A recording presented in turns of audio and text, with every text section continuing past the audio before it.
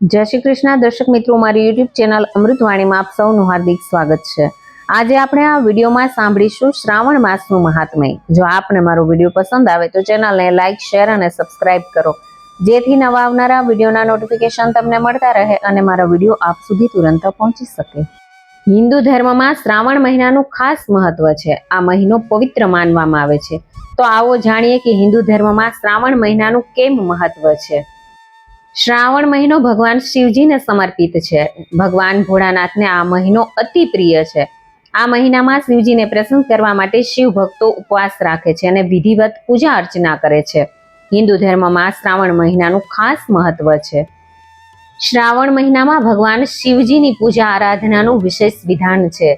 શ્રાવણ સોમવાર વ્રતનું સર્વાધિક મહત્વ માનવામાં આવે છે। ઉલ્લેખનીય છે કે શ્રાવણ માસ ભગવાન ભોળાનાથનો સૌથી પ્રિય છે। આ મહિનામાં સોમવારનું વ્રત અને શ્રાવણ સ્નાન કરવાની પરંપરા છે।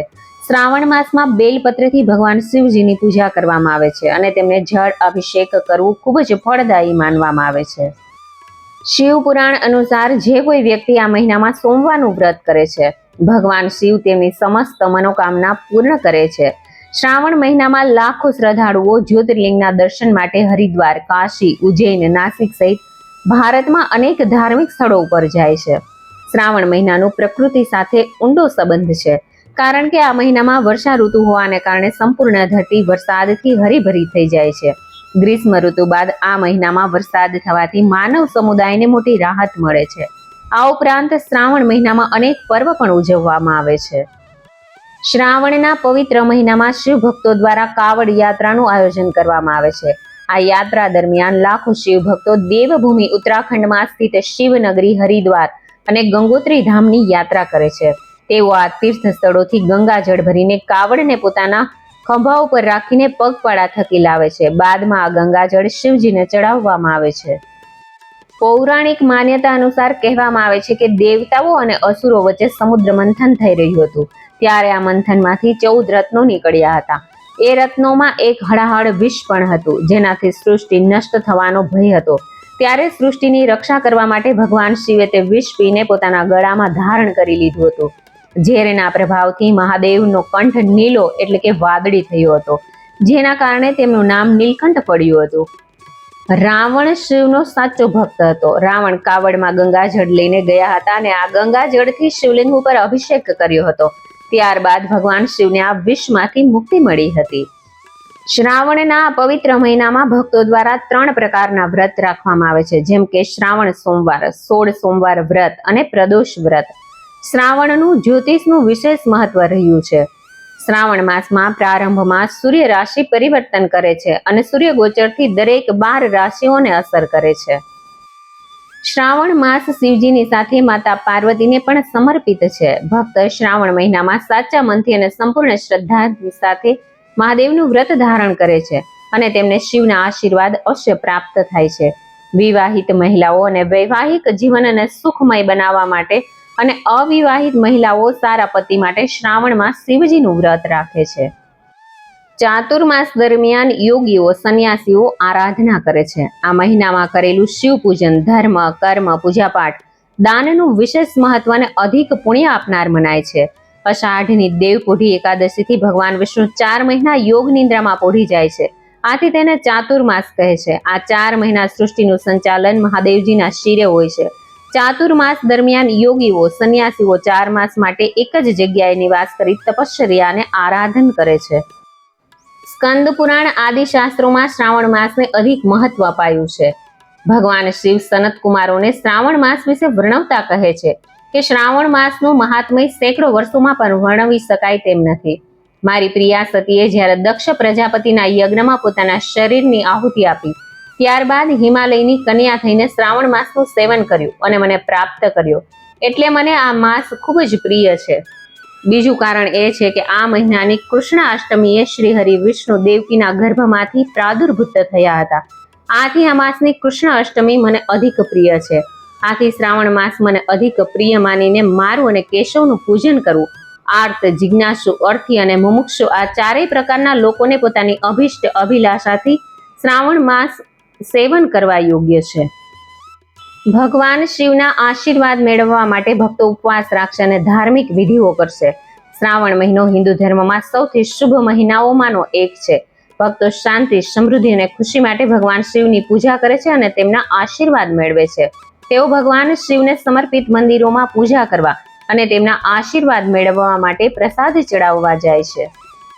શ્રાવણ મહિનો ચાતુર્માસની શરૂઆત છે. ચાતુર્માસ 4 મહિનાનો છે. તે આત્મનિરીક્ષણ માટે આદર્શ છે. મનને શાંત કરવા અને ભૂતકાળના અનુભવોનું વિશ્લેષણ કરવાનો આ યોગ્ય સમય છે. ભક્તો માને છે કે આ સમયગાળા દરમિયાન પૂજા અને ધાર્મિક વિધિઓ કરવાથી મનની શાંતિ મળે છે. ભગવાન શિવ વિનાશ અને નવીકરણ બંનેનું ચિત્રણ કરે છે. ભક્તો પરિવર્તન માટે તેમના આશીર્વાદ માંગે છે. તેઓ પોતાના મન અને શરીરને શુદ્ધ કરવા માટે ઉપવાસ રાખે છે અને ધાર્મિક વિધિઓ કરે છે. તે આધ્યાત્મિક વિકાસ માટે ગ્રહણશીલ સ્થિતિ બનાવવા માટે ફાયદાકારક છે. આ સમય દરમિયાન સમગ્ર બ્રહ્માંડ ભગવાન શિવની દેવી ઉર્જાના સારથી ભરેલું હોય છે. આ સાર શિવ તત્વ તરીકે પણ ઓળખાય છે. ભક્તો આ દેવી શક્તિઓ સાથે જોડાવા માટે પૂજા, ધાર્મિક વિધિઓ અને ધ્યાન કરે છે. ભક્તો દેવી પાર્વતીને ભગવાન શિવ પ્રત્યેના તેમના સમર્પણ માટે જાણે છે. ભગવાન શિવ પ્રત્યેની તેમની તીવ્ર ભક્તિ ભક્તો માટે પ્રેરણારૂપ છે. તેઓ ભક્તિ અને દ્રઢતા કેળવવા માટે દેવી પાર્વતી પાસેથી પ્રેરણા લે છે. શ્રાવણ મહિનામાં કરવામાં આવતી સૌથી મહત્વપૂર્ણ ધાર્મિક વિધિઓમાંની એક છે જલાભિષેક. ભક્તો ભગવાન શિવ મંદિરોમાં જાય છે અને પ્રામાણિક વિધિ અનુસાર જલાભિષેક કરે છે. જલાભિષેક ભક્તિ અને શુદ્ધિકરણનું પ્રતીક છે. શ્રાવણ માસમાં ભક્તો શાકાહારી આહારનું પાલન કરે છે. આ સમય દરમિયાન શાકાહારી ભોજન કરવું શરીર અને મનની શુદ્ધિ માટે ફાયદાકારક છે. આવી પ્રથાઓને અનુસરવાથી તેઓ દેવી શક્તિઓની નજીક લાવે છે. પવિત્ર શ્રાવણ માસમાં લોકો દારૂનું સેવન કરવાનું ટાળે છે. ભક્તો ભગવાન શિવને સમર્પિત મંદિરોની મુલાકાત લે છે. ફળો, દૂધ, ફૂલો અર્પણ કરે છે. તેઓ ભગવાન શિવના આશીર્વાદ મેળવવા માટે ભજન અને મંત્રો પણ ગાય છે. શ્રાવણ મહિનામાં ઉપવાસનું ખૂબ મહત્વ છે. શ્રાવણ મહિનામાં ભક્તો પોતાના મન અને શરીરને શુદ્ધ કરવા માટે ઉપવાસ કરે છે. તેઓ અનેક પ્રથાઓનું પાલન કરે છે. આધ્યાત્મિક વિકાસ માટે ભગવાન શિવના આશીર્વાદ મેળવવા માટે તેઓ ખોરાક અને પાણીનો ત્યાગ કરે છે. ઉપવાસ એ દેવતાઓ પ્રત્યે સમર્પણ અને ભક્તિ દર્શાવવાની સૌથી મહત્વપૂર્ણ રીતોમાંની એક છે. શ્રાવણ માસ દરમિયાન ભક્તો શિવના સારા સ્વાસ્થ્ય, સમૃદ્ધિ અને ખુશી માટે આશીર્વાદ મેળવવા માટે ઉપવાસ કરે છે. ઉપવાસ દરમિયાન લોકો ચોક્કસ નિયમોનું પાલન કરે છે. આ સમય દરમિયાન તેઓ તમાકુ, દારૂ અને માંસાહારી ખોરાક લેવાનું ટાળે છે. મોટા ભાગના લોકો દિવસમાં ફક્ત એક જ વાર ખાય છે અથવા તો ફક્ત ફળો અને દૂધ ખાય છે. કેટલાક લોકો આખા દિવસ દરમિયાન કંઈ પણ ખાવાનું ટાળે છે. ઉપવાસ આત્મનિયંત્રણ અને આત્મશિસ્ત માટે ખૂબ જ ફાયદાકારક છે. ભક્તો તેમની આધ્યાત્મિક યાત્રા પર ધ્યાન કેન્દ્રિત કરવા માટે ઉપવાસ રાખે છે. ભક્તો મંત્ર જાપ, કલાકૃતિઓ અને ધાર્મિક ગ્રંથોનું વાંચન જેવી પ્રવૃત્તિઓમાં વ્યસ્ત રહે છે. આ પ્રવૃત્તિઓ કરવાથી તેમની દેવી શક્તિઓ સાથે જોડવામાં મદદ મળે છે. શ્રાવણ મહિનામાં ઉપવાસ રાખવાથી ધાર્મિક અને આધ્યાત્મિક લાભો ઉપરાંત અનેક સ્વાસ્થ્ય લાભો પણ થાય છે. ભક્તો પૂજા અને ધાર્મિક વિધિઓ કરે છે અને ભગવાન શિવના આશીર્વાદ મેળવે છે. તેઓ દૂધ, મધ, દહીં, ઘી, બિલ્વપત્ર અર્પણ કરે છે અને ફૂલો તથા ચંદનની પેસ્ટ પણ ભગવાન શિવને અર્પણ કરે છે. ભક્તો શાંતિ, સારા સ્વાસ્થ્ય અને સમૃદ્ધિ માટે ભગવાન શિવના આશીર્વાદ મેળવવા માટે રુદ્રાભિષેક પૂજા કરે છે. તેઓ દેવતાના આશીર્વાદ મેળવવા માટે મંત્રોચ્ચાર કરે છે અને પ્રાર્થના પણ કરે છે. ભક્તો શુભ મંત્રોનો જાપ કરે છે, જેમ કે મહામૃત્યુંજય મંત્ર અને પૂજાઓ જેમ કે મૃત સંજીવની શુદ્ધ પૂજા ભગવાન શિવને પ્રસન્ન કરવા માટે કરે છે. ભગવાન શિવ માટે ભક્તો દ્વારા કરવામાં આવતી પ્રસાદને આવરી લે છે. શ્રાવણ માસ દરમિયાન તહેવારો અને તેની ઉજવણી.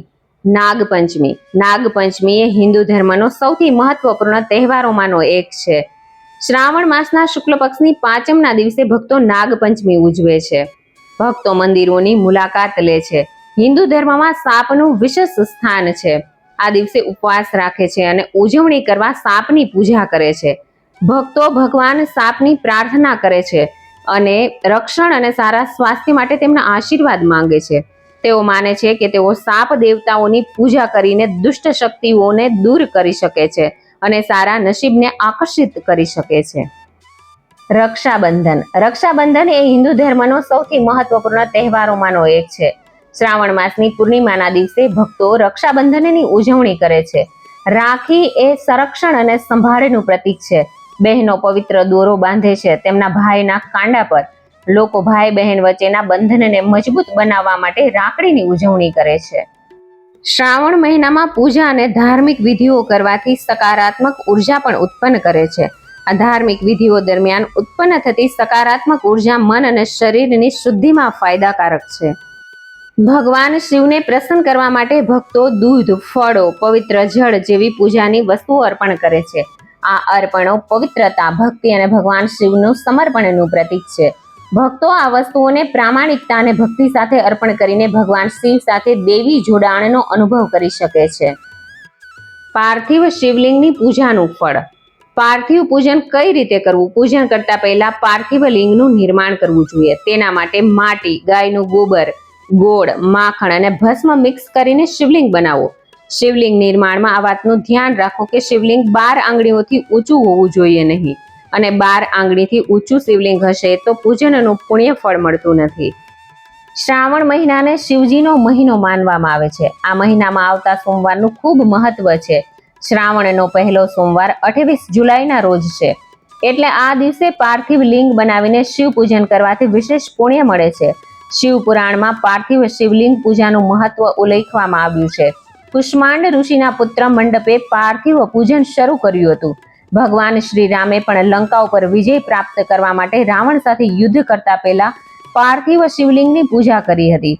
શનિદેવે પણ સૂર્ય કરતા વધારે શક્તિ મેળવવા માટે કાશીમાં પાર્થિવ શિવલિંગ બનાવીને ભગવાન મહાદેવની પૂજા કરી હતી. શિવ મહાપુરાણ અનુસાર પાર્થિવ પૂજનથી ધન, ધાન્ય, આરોગ્ય અને પુત્ર પ્રાપ્તિ થાય છે. ત્યાં જ માનસિક અને શારીરિક કષ્ટોથી પણ મુક્તિ મળી જાય છે. પાર્થિવ પૂજાનું મહત્વ. પાર્થિવ પૂજનથી અકાળ મૃત્યુનો ભય સમાપ્ત થાય છે. શિવજીની આરાધના માટે પાર્થિવ પૂજન બધા લોકો કરી શકે છે. પછી તે પુરુષ હોય કે મહિલા, શિવ કલ્યાણકારી છે આ વાત બધા જ જાણે છે. જે પાર્થિવ શિવલિંગ બનાવીને વિધિવત પૂજન અર્ચન કરે છે તે 10,000 કલ્પ, બ્રહ્માનો 1 દિવસ સુધી સ્વર્ગમાં નિવાસ કરે છે. શિવ મહાપુરાણમાં ઉલ્લેખવામાં આવ્યું છે કે પાર્થિવ પૂજન બધા જ દુઃખોને દૂર કરીને બધી મનોકામનાઓ પૂર્ણ કરે છે. જો દરરોજ પાર્થિવ પૂજન કરવામાં આવે તો આલોક અને પરલોકમાં પણ અખંડ શિવ ભક્તિ મળે છે. પાર્થિવ શિવલિંગનું પૂજન કઈ રીતે કરવું? પૂજન કરતા પહેલા પાર્થિવ લિંગનું નિર્માણ કરવું જોઈએ. તેના માટે માટી, ગાયનું ગોબર, ગોળ, માખણ અને ભસ્મ મિક્સ કરીને શિવલિંગ બનાવો. શિવલિંગ નિર્માણમાં આ વાતનું ધ્યાન રાખો કે શિવલિંગ 12 આંગળીઓથી ઊંચું હોવું જોઈએ નહીં. 12 આંગળીથી ઊંચું શિવલિંગ હશે તો પૂજનનું પુણ્ય ફળ મળતું નથી. મનોકામના પૂર્તિ માટે શિવલિંગ ઉપર પ્રસાદ ચડાવવો જોઈએ. આ વાતનું ધ્યાન રાખો કે જે પ્રસાદ શિવલિંગને સ્પર્શ કરી જાય તેને ગ્રહણ કરવો જોઈએ નહીં. પાર્થિવ શિવલિંગનું પૂજન કરતા પહેલા પાર્થિવ શિવલિંગ બનાવો. તેને બનાવવા માટે કોઈ પવિત્ર નદી કે તળાવની માટી લો. ત્યારબાદ તે માટીને ફૂલ, ચંદન વગેરેથી સજાવો. માટીમાં દૂધ મિક્સ કરીને લીપવી. ત્યારબાદ શિવ મંત્રનો જાપ કરતા તે માટીથી શિવલિંગ બનાવવાની ક્રિયા શરૂ કરો. પૂર્વ કે ઉત્તર દિશા તરફ મોં રાખીને શિવલિંગ બનાવો. પાર્થિવ શિવલિંગ બનાવતા પહેલા આ દેવોની પૂજા કરો. શિવલિંગ બનાવ્યા બાદ ગણેશજી, વિષ્ણુ ભગવાન, નવગ્રહ, માતા પાર્વતી વગેરેનું આહવાન કરવું જોઈએ. પાર્થિવ શિવલિંગ બનાવ્યા બાદ તેને પરમ બ્રહ્મ માનીને પૂજા અને ધ્યાન કરો. પાર્થિવ શિવલિંગ બધી જ મનોકામનાઓને પૂર્ણ કરે છે. સહપરિવાર પાર્થિવ બનાવીને શાસ્ત્રવત વિધિથી પૂજન કરવાથી પરિવારમાં સુખ સમૃદ્ધિ વધે છે. પાર્થિવ શિવલિંગ સામે શિવ મંત્રનો જાપ કરી શકાય છે. રોગથી પીડિત લોકો મહામૃત્યુંજય મંત્રનો જાપ કરી શકે છે. દુર્ગા સપ્તશતીના મંત્રનો જાપ પણ કરી શકાય છે. પાર્થિવ શિવલિંગના વિધિવત પૂજન બાદ શ્રી રામ કથા પણ સાંભળવી જોઈએ. આજે આપણે આ વિડીયોમાં સાંભળ્યું શ્રાવણ માસનું મહાત્મય. જો આપને મારો વિડીયો પસંદ આવ્યો હોય તો કોમેન્ટમાં હર હર મહાદેવ જરૂરથી લખજો. મને સાંભળવા માટે ધન્યવાદ. હર હર મહાદેવ હર.